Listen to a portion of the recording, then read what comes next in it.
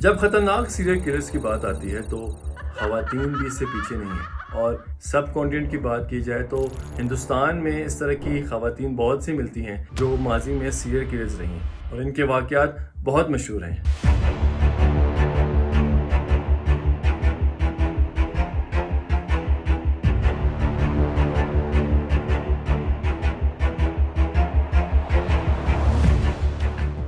آج کی سٹوری بھی یہی ہے۔ سیریل کلر بہنیں، انہیں 6 بچوں کے قتل میں سزائے موت تو ہوئی مگر پھر وہ بچ گئی۔ اس کہانی میں کچھ چیزیں قارئین کے لیے تکلیف دہ ہو سکتی ہیں۔ یہ جرم 35 سال پہلے ہوا تھا۔ 25 سال تک مقدمے کی سماعت ہوئی۔ آخری فیصلے گزشتہ برس سنایا گیا تھا۔ یہ دل دہلانے والا جرم انڈیا کی ریاست مہاراشٹر میں پیش آیا۔ حکومت کی جانب سے تاخیر اور غیر ضروری طریقہ کار کی وجہ سے اس جرم میں ملوث سیریل کلرز کے لیے سپریم کورٹ کی طرف سے منظور کی گئی سزائے موت پر کبھی عمل درآمد نہیں ہو سکا۔ یہ 3 خواتین پر مبنی ایک ایسی خوفناک کہانی ہے جو مہاراشٹر میں سب سے شفاف سیریل کلر بن گئی۔ وہ بچوں کو اغوا کرتی اور چوری کرنے کے لیے بچوں کو ڈھال کر طور پر استعمال کرتی تھی۔ ان 3 خواتین پر 42 بچوں کے اغوا اور پھر ان میں سے زیادہ تر کو قتل کر دینے کا الزام تھا۔ یہ اغوا اور قتل کا سلسلہ 6 برس تک جاری رہا۔ اس سنگین جرم کی جڑ تک پہنچنے میں تفتیش کاروں کو کئی برس لگ گئے۔ بالآخر عدالت میں یہ ثابت ہو گیا کہ 13 بچوں کو اغوا کیا گیا اور ان میں سے کم از کم 6 کو بے دردی سے قتل کر دیا گیا۔ یہ مہاراشٹر کی تاریخ کا سب سے طویل عدالتی مقدمہ ہے۔ ان تینوں کے خلاف فیصلہ گزشتہ سال سپریم کورٹ میں پڑھ کر سنایا گیا تھا۔ ان قتل ہونے والے بچوں کے بارے میں معلومات بہت دیر سے منظر عام پر آئی۔ اس کے بعد یہ مقدمہ کافی دیر تک چلتا رہا۔ حتمی فیصلے کے بعد مجرموں کی پھانسی میں بھی تاخیر ہوئی، جس کے بعد سپریم کورٹ کو سزائے موت کو منسوخ کرنا پڑا کیونکہ صدر نے رحم کی درخواست مسترد کرنے میں 5 سال تک تاخیر کی۔ تو آخر یہ سیریل کلرز بہنیں کون تھیں؟ یہ سب قصہ کچھ بچوں کی گمشدگی سے شروع ہوا۔ سن 1990 اور سن 1996 کے درمیان لاپتہ کیے گئے ان بچوں کا تعلق مغربی مہاراشٹر، پونے، ناسک اور ممبئی کے قریب کولہاپور جیسے شہروں سے تھا۔ اس عرصے کے دوران یہ بات منظر عام پر آئی کہ 42 بچوں کے اغوا کی ذمہ دار صرف 3 خواتین تھیں: انجنا بائی، ان کی بیٹی سیما اور ان کی دوسری شاہزادہ بیٹی رینوکا، جس نے 90 کی دہائی کے اوائل میں پونے کے گنج نگر کے شہری کچی آبادی میں ایک چھوٹا سا مکان کرائے پر لیا۔ انہوں نے مزدوروں کے علاوہ مقامی سطح پر چوری شکاری کو ایک ذریعہ روزگار بنا لیا۔ اس وقت رینوکا کے شوہر کرن شندے پونے میں درزی کا کام کرتے تھے۔ ایک محفوظ چوری جو اپنے بیٹے سے شروع ہوئی۔ سیما، رینوکا اور ان کی ماں انجنا بائی بھیڑ والی جگہوں، بازاروں اور میلوں میں خواتین کے پرس، زیورات اور مردوں کے بٹوے چوری کرتی تھی۔ سن 1990 میں ایک بار رینوکا نے ایک بھیڑ والی جگہ پر ایک خاتون کا پرس چھین لیا، لیکن وہاں کے لوگوں نے انہیں رنگے ہاتھوں پکڑ لیا۔ اس وقت ان کا 2 برس کا بیٹا ان کے ساتھ تھا۔ جب لوگوں نے انہیں پکڑ لیا تو رینوکا اپنے بچے کو کچھ دور لے گئی۔ انہوں نے کہا کہ میں نے کبھی چوری نہیں کی، یہ میرا بچہ ہے، میں کیسے چوری کر سکتی ہوں؟ انہیں رو دھو کر خود کو بھیڑ سے بچا لیا۔ انہوں نے یہ کہانی اپنی ماں اور بہن کو سنائی، جو سن کر وہ تینوں خوش ہوئیں کہ انہوں نے چوری کرنے کا ایک نیا اور قدرے محفوظ طریقہ ڈھونڈ نکالا ہے۔ چوری کے لیے اغوا کی نئی ٹیکنیک مل گئی ہے۔ اس کے بعد انہوں نے بہت سے بچوں کو اغوا کرنا شروع کر دیا، جس میں اسٹریٹ چلڈرن، بھکاری اور دیگر بے سہارا بچے شامل تھے۔ ان تینوں نے پھر ان بچوں کو مختلف شہروں میں استعمال کرنا شروع کر دیا۔ مندروں کے تہواروں اور ایسی جگہوں پر جہاں لوگ بڑی تعداد میں جمع ہوتے ہیں، وہ بچوں کو چوری کے لیے استعمال کرتی تھی۔ بچے والی عورت پر کوئی یہ شک نہیں کرتا تھا کہ یہ چور بھی ہو سکتی ہیں۔ اس کا فائدہ اٹھاتے ہوئے انجنا بھائی اور ان کی 2 بیٹیوں نے چوری کو اپنا کاروبار بنا لیا۔ بعد میں تفتیش سے پتہ چلا کہ وہ پونے، ممبئی اور ناسک اور کولہاپور جیسے کئی شہروں میں اسی طرح کی چوری میں ملوث تھی۔ پہلا بچہ رونے کی وجہ سے قتل ہوا۔ ایک بار انجنا بھائی اپنی بیٹیوں کے ساتھ چوری کرنے لگی، پھر وہ ایک آدمی کے 1.5 برس کے بچے کو بھی ساتھ لیں۔ بعد میں جب وہ اس بچے کے ساتھ چوری کرنے گئی تو عوام نے سیما کو زیورات چوری کرتے ہوئے پکڑ لیا۔ بھیڑ میں موجود خواتین نے سیما کو پیٹنا شروع کر دیا۔ انجنا بائی جو ایک بچے کو اپنی باہوں میں پکڑے ہوئی تھی، بھیڑ کی توجہ ہٹانے کے لیے انہوں نے بچے کو دور زمین پر پھینک دیا۔ تکلیف سے بچہ زور زور سے رونے لگا۔ اس کے بعد سیما نے روتے ہوئے بھیڑ کے سامنے قسم کھائی کہ انہوں نے کوئی چوری نہیں کی۔ اس کے بعد انہوں نے وہاں مجمع سے معافی مانگی، التجا کی، جس پر ہجوم نے انہیں پولیس کے حوالے کرنے کی کوشش کی، لیکن پھر لوگوں نے انہیں وہاں سے چلے جانے کی اجازت دی۔ بعد میں یہ تینوں خواتین گاؤں چھوڑنے کے لیے بس اسٹاپ پر پہنچی، لیکن بچہ درد سے رو رہا تھا۔ انہیں اب بچے کی زخموں کی کوئی فکر نہیں تھی کیونکہ وہ اس علاقے سے فرار ہونے کی جلدی میں تھی۔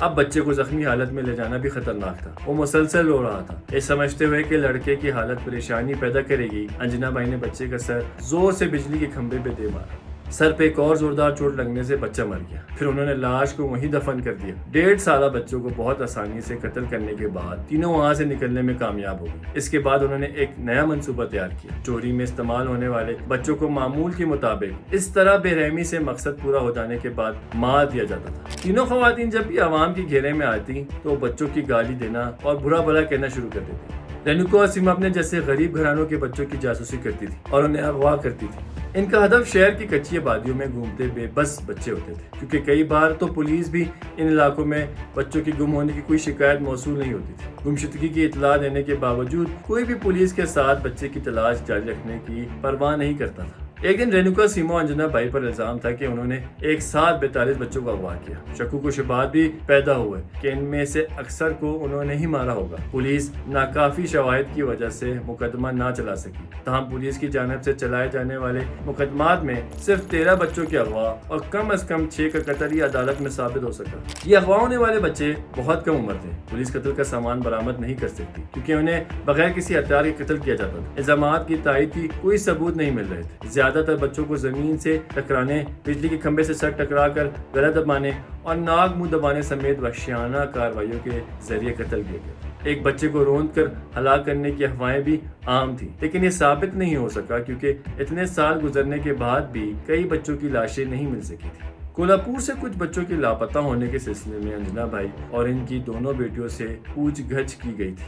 رینوکا کے شوہر کرن شندے کو بھی گرفتار کر لیا گیا تھا۔ دوران تفتیش رینوکا اور ان کے شوہر نے کئی جرائم کا اعتراف کیا۔ ان جرائم میں بچوں کے بہیمانہ قتل کی تفصیلات سامنے آنے لگی، لیکن 6 سال کے دوران ہونے والے تمام جرائم کو ایک ساتھ دیکھ کر کیس کو مضبوط کرنے کے لیے ثبوت اکٹھا کرنا اتنا آسان کام نہیں تھا۔ اس بیان کے علاوہ عدالت میں پیش کرنے کے لیے پولیس کے پاس کوئی ٹھوس شواہد موجود نہیں تھے۔ ہندوستان ٹائمز کی خبر میں بتایا گیا تھا کہ پولیس آفیسر سہاس ناتھ گھوڑے نے کہا تھا کہ متعدد اضلاع کی پولیس ٹیموں نے قتل کے سلسلے میں مل کر کام کرنا شروع کیا۔ کرمنل انویسٹیگیشن ڈپارٹمنٹ نے تفتیش کی اور کولہاپور اسٹیشن کورٹ میں مقدمہ درج کیا تھا۔ رینوکا کے شوہر وعدہ معاف گواہ بن گئے تھے۔ رینوکا اور سیما نے جج کو جرائم سے متعلق جھوٹے بیانات دیے۔ انہوں نے جج کو بتایا کہ پولیس نے ان پر جھوٹا الزام لگایا۔ انہوں نے یہ بھی دلیل دی کہ بچوں کا قتل نہیں ہوا اور وہ اس بارے میں کچھ نہیں جانتی۔ آخرکار رینوکا کے شوہر کرن شندے کو بہت سے جرائم میں ان کے ساتھی تھے اپنے آپ کو مزید نہ روک سکے اور وعدہ معاف گواہ بن گئے۔ عدالت اور عوام نے کرن شندے کی گواہی سے ان چاروں کے ذریعے کیے گئے وحشیانہ قتل کے بارے میں تفصیلات سنی۔ انہوں نے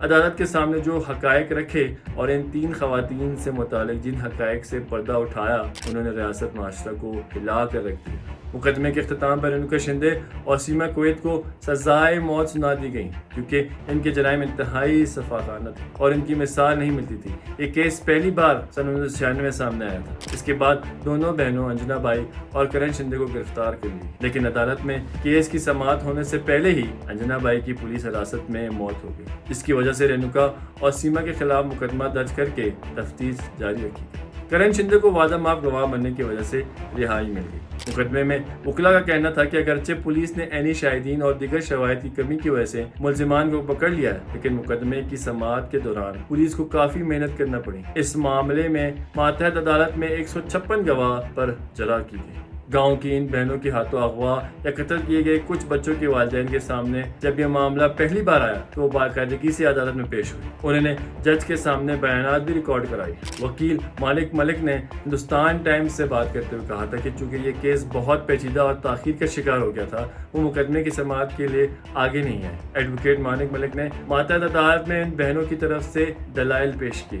ان سیریل کلرز بہنوں کا شکار ہونے والے زیادہ تر بچوں کا تعلق انتہائی غریب گھرانوں سے تھا، اس لیے ان کی طرف سے نہ تو کوئی مقدمہ کرنے والا تھا اور نہ ان بچوں کے والدین کے پاس اتنے پیسے تھے کہ وہ اپنے بچوں کے قاتلوں کو انجام تک پہنچا سکیں۔ تحقیقات کے دوران عوام میں کافی غصہ تھا۔ مہاراشٹر کے ایک صحافی Mahesh Kalekar Kolhapur district station court میں مقدمے کی کوریج کر رہے تھے۔ انہوں نے یاد دلایا کہ ان تینوں کے خلاف لوگوں میں کافی غصہ پایا جاتا تھا جنہوں نے ان معصوم بچوں کو بے دردی اور ظالمانہ طریقے سے قتل کیا۔ اس قتل عام میں معصوم بچے اپنی جانوں سے ہاتھ دھو بیٹھے۔ اس سے لوگوں میں خاص طور پر خواتین میں بے پناہ غصہ پایا جاتا تھا، جس کے اظہار کے لیے وہ عدالت تک پہنچی۔ مہیش نے بتایا کہ یہ 3 خواتین جنہوں نے گھناؤنا قتل کیا تھا پولیس نے بروقت گرفتار کر لیا تھا، جو پرتشدد موڈ میں تھی۔ ہمیں یہ نوٹ کرنا چاہیے کہ ان تمام خواتین کے قتل ہونے والے بچوں سے کوئی تعلق نہیں۔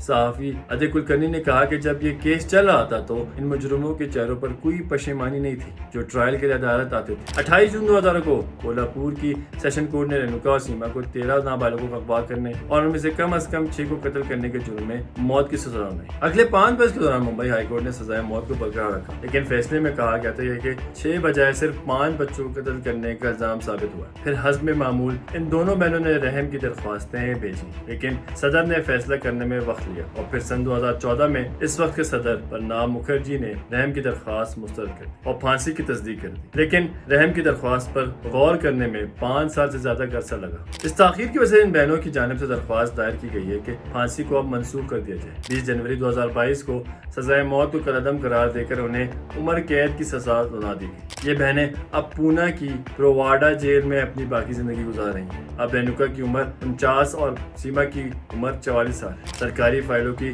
سست رفتاری سے لے کر ریڈ ٹیپ تک کی طریقہ کار تک کیس میں دیر سے فیصلے کی مختلف وجوہات بتائی گئی۔ سیما نے 10 اکتوبر 2008 اور رینوکا نے 17 اکتوبر 2009 کو رحم کی درخواستیں دائر کی تھیں۔ پرناب مکھرجی کی جانب سے اسے مسترد کرنے کے بعد سن 2014 میں انہوں نے غیر ضروری تاخیر کا حوالہ دیتے ہوئے موت کی سزا کو منسوخ کرنے کی اپیل دائر کی۔ عدالت نے اپنے فیصلے میں قرار دیا کہ چونکہ 7 سال 10 ماہ اور 15 دن تاخیر کی کوئی وجہ واضح نہیں ہے، اس لیے ان کی سزائے موت کو ایک طرف رکھا جاتا ہے اور عمر قید کی سزا سنائی جاتی ہے۔ ایسی رحم کی درخواستوں پر 3 ماہ کے اندر فیصلہ متوقع ہوتا ہے، لیکن عدالت نے نوٹ کیا کہ رحم کی درخواستوں پر فیصلہ بھی حکومتی حکام کی غفلت کی وجہ سے غیر ضروری طور پر تاخیر کا شکار۔ ریاستی اور مرکزی حکومت کے افسران نے ایک دوسرے پر الزام تراشی کی، لیکن مرکزی حکومت کی جانب سے پیش کیے گئے حلف نامے میں ممبئی کے سرکاری دفتر میں آگ لگنے کے واقعات کا ذکر بھی شامل ہے۔ اس میں کہا گیا کہ رحم کی درخواست کے دستاویزات آگ میں جل گئی تھیں اور ریاستی حکومت نے